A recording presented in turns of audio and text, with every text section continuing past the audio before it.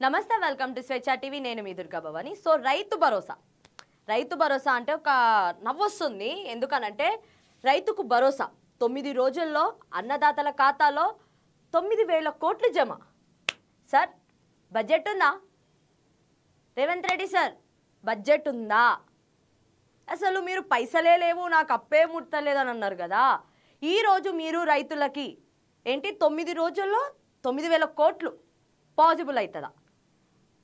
Possible అవుతుందా ఎందుకంటే మరి ముఖ్యంగా అసలు ఎట్లా చెప్పబుద్ధి అవుతుంది అబద్ధాలు కూడా ఆల్రెడీ ఇచ్చిన హామీలే దొంగ హామీలు అని చెప్పి అందరూ తిట్టుకుంటున్నారు ప్రతి ఒక్కరు తిట్టుకుంటున్నారు రైతు భరోసా కూడా ఇన్ టైంలో పడలేదు లాస్ట్ టైం అని చెప్పి రైతులు చెప్పిండ్రు కనీసం అవి దేనికో దానికి మేము ఉపయోగించుకునేటోళ్ళం అది కూడా మా పంట చేతికి వస్తున్నప్పుడు రైతు భరోసా పడితే మేము ఏం చేసుకోవాలని అన్న రైతులు కూడా కొంతమంది ఉన్నారు మరి అదే విధంగా ఏది సన్నోడ్లకి 500 బోనస్ ఇస్తామని చెప్పింది మీ ప్రభుత్వం ఎంతమంది రైతులకు ఇప్పటిదాకా సన్నోడ్లకి మీరు పైసలు ఇచ్చారు ఎంతమందికి ఇచ్చారు అవి అలానే ఉంటాయి పెండింగ్లోనే ఉంటాయి ముందుకి పోవు కానీ మళ్ళీ కొత్తగా 9 రోజులలో అన్నదాతల ఖాతాలోకి 9,000 కోట్లు జమ ఎట్లా చేస్తారు మీరు మళ్ళీ మీరు ఏమైనా చెప్తే ఏం చెప్తారు తెలుసా లేదు మేము అక్కడ రైతులది ఏదో ఇష్యూస్ ఉన్నాయి ప్రాబ్లమ్స్ ఉన్నాయి ఆ ప్రాబ్లమ్స్ వల్ల అవ్వట్లేదు టెక్నికల్ ఎర్రర్స్ అని చెప్పి చెప్తారు అది కాదు నాకు అర్థం కావట్లేదు మీరు ఎప్పుడైతే ఒక పర్సన్కి కానీ లేకపోతే ఏదైనా లోన్లు కానీ ఏదైనా ఇస్తున్నప్పుడు ఆధార్ కార్డు క్లియర్గా ఉంటుంది పాస్బుక్ రైట్ బ్యాంక్ పాస్బుక్ అవి అన్నీ క్లియర్గా ఉంటాయి కదా మరి అన్నీ క్లియర్గా ఉన్న తర్వాత అప్పుడు టెక్నికల్ ఇష్యూస్ రావు అతనికి ఇవ్వాలి అని అంటే రుణాలు కానీ అదే ఇన్ రిటర్న్గా అతను ఏదైతే మాఫీ చేయాలి అని అనుకుంటే రైతు రుణమాఫీ చేయాలి అని అనుకుంటే టెక్నికల్ ఇష్యూస్ వస్తాయి అంటే పిచ్చోళ్ళమా వినేటోళ్ళు లేకపోతే మీరు చెప్తే వినేటోళ్ళు అందరు పిచ్చోళ్ళు అంతేనా మీ ఆలోచన ఇదేనా మీరు రైతులని మోసం చేసేది ఏమైనా అంటే ఇక్కడ ఇంకొక డైలాగ్ ఉందండి ఏంటిది అని అంటే రైతులని మోసం చేసినోడు లేకపోతే రైతులని కష్టపెట్టినోడు మళ్ళీ అధికారంలోకి రాడు 10 సంవత్సరాలు నెక్స్ట్ మేమే అధికారంలోకి అని చెప్పి కూడా ఈ స్టేట్మెంట్లో చెప్పారు సార్ అంటే నిన్న మాట్లాడుతున్నప్పుడు రైతు నేత కార్యక్రమంలో సీఎం రేవంత్ రెడ్డి మాట్లాడుతూ చెప్పిన మాటలు మరి ముఖ్యంగా 9 రోజులలో అన్నదాతల ఖాతాలో 9,000 కోట్లు ఇప్పటికే తెలంగాణలో ఏ ప్రభుత్వానికి రానంత వ్యతిరేకత మీకు వచ్చింది అసలు తెలంగాణ కాదు యావత్ మొత్తం ఇండియాని తీసుకున్నా కూడా భారతదేశాన్ని తీసుకున్నా మీకు వచ్చినంత వ్యతిరేకత ఏ పార్టీకి రాలేదు ఎందుకు మీరిచ్చిన హామీలే మీరు నెరవేర్చకపోతే ఇంకా ఎలా నమ్ముతారు ఈ విషయంలో అసలు ఇంకా ఏదో అన్నారు ఖచ్చితంగా అన్నీ మేము బయట పెడతాము ప్రతి ఒక్కటి కూడా ఏదైతే జరుగుతుందో అవన్నీ బయట పెడతాము ఎవరెవరికి ఎంతెంత ఇస్తున్నాము ఏ జిల్లాలకి అని చెప్పి కూడా స్పెషల్గా మెన్షన్ చేసిండ్రు నిజంగా మా అర్హులైన వాళ్ళకే ఇస్తున్నారా లేకపోతే మీ కార్యకర్తలకు ఇచ్చుకుంటున్నారా లేకపోతే కోవట్లకు ఇస్తున్నారా ఏం చేస్తున్నారు ఏం చెయ్యాలనుకుంటున్నారు ఆల్రెడీ ఒకళ్ళు వచ్చిండ్రు మొత్తం తెలంగాణనే దోచుకోబోయినరు ఇప్పటికే 7 లక్షల కోట్లు ఎంతో అప్పు ఉంది అని చెప్పి కూడా కష్టంగా ఉంది అది మీరే చెప్తారు మళ్ళా మేము వడ్డీలే 6 లక్షల కోట్లు కట్టాల్సి వస్తుంది అని చెప్పి కూడా మీరే చెప్తున్నారు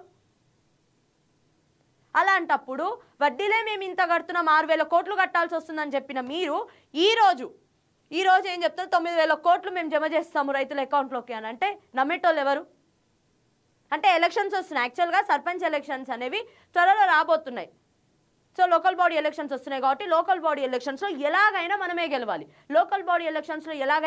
గెలవాలని చెప్పి లోకల్ బాడీస్లలో ఆల్మోస్ట్ ఊర్లో అంటే ఏముంటుంది రైతులే ఎక్కువ శాతం ఉంటారు కాబట్టి రైతులని మభ్యపెట్టే ప్రయత్నాలు చేస్తుంది రాష్ట్ర ప్రభుత్వం అందులో భాగంగానే ఈరోజు 9 రోజుల్లో 9,000 కోట్లు నేను రైతుల అకౌంట్లోకి జమ చేస్తానని చెప్పి మాటలు బయటకు వస్తున్నాయి ఇంతకుముందు రాజీవ్ వికాసం అన్నారు ఏది ఏడిపోయింది జాబ్ క్యాలెండర్ అన్నారు ఏది ఏడిపోయింది ఎవరికి ఇచ్చారు అంటే ఏ యూత్కి ఇచ్చారు మీరు ఏం చెయ్యలేదే ఏదైనా చేస్తున్నారా నిజంగా ప్రజలకి ఉపయోగపడేలా ఏదైనా మీరు చేస్తున్నారా అంతా వృధా ఖర్చులు సరే మహిళలకి 0 బస్సు టికెట్ అని అన్నారు బాగానే ఉంది కానీ ఆ భారం ఎవరి మీద పడుతుంది ఇప్పుడు ఛార్జీలు పెంపు చేశారు కదా ఆ భారం అంతా ఎవరి మీద పడుతుంది స్టూడెంట్స్ మీద పడుతుంది స్టూడెంట్స్ జాబులు వెళ్ళేటోళ్ళ వాళ్ళ మీద పడుతుంది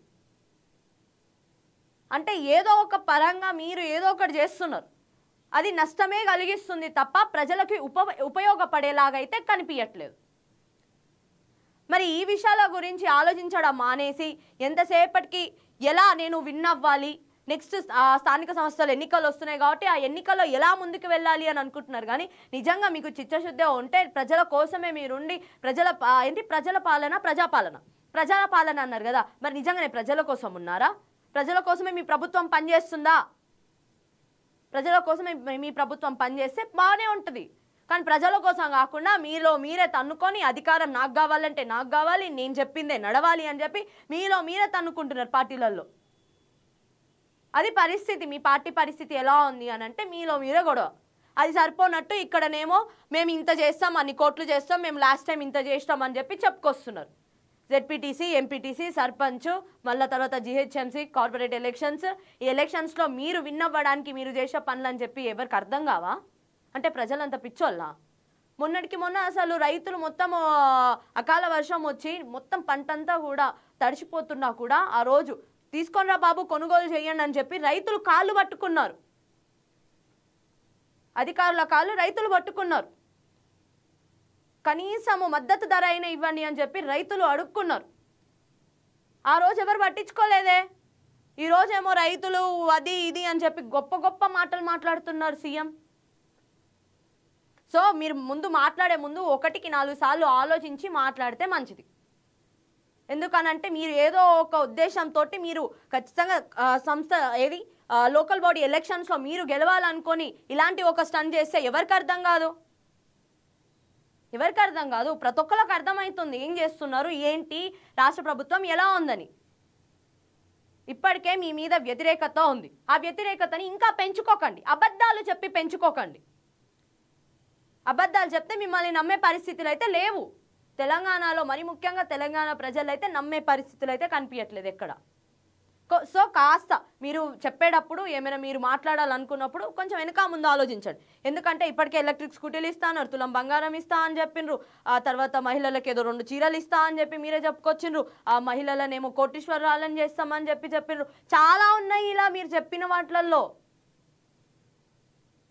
మరి ఇలాంటి పరిస్థితులలో మీరేం చేయాలి, మీరు అసలు ఎలా చేస్తే బాగుంటుంది అనే విషయం గురించి ఒకసారి ఆలోచించండి. ఆలోచిస్తే చాలా మంచిది. అంతేగాని నోటికి ఏదొస్తే అది చెప్పకండి. చెప్పి ప్రజలని మోసం చేయకండి. ప్రజలు ఒక్కసారి మీ ఎక్స్పెక్టేషన్స్ ఏవైతే ప్రజలు మీ మీద పెట్టుకున్నారో అవి మీరు చేయలేకపోతే ప్రజలలో ఆటోమేటిక్గా వ్యతిరేకత అనేది పెరుగుతుంది. ఈ ఒక్క పాయింట్ గుర్తుపెట్టుకోండి. చూస్తూనే ఉండండి స్వేచ్ఛ టీవీ లేటెస్ట్ అప్డేట్స్ కోసం.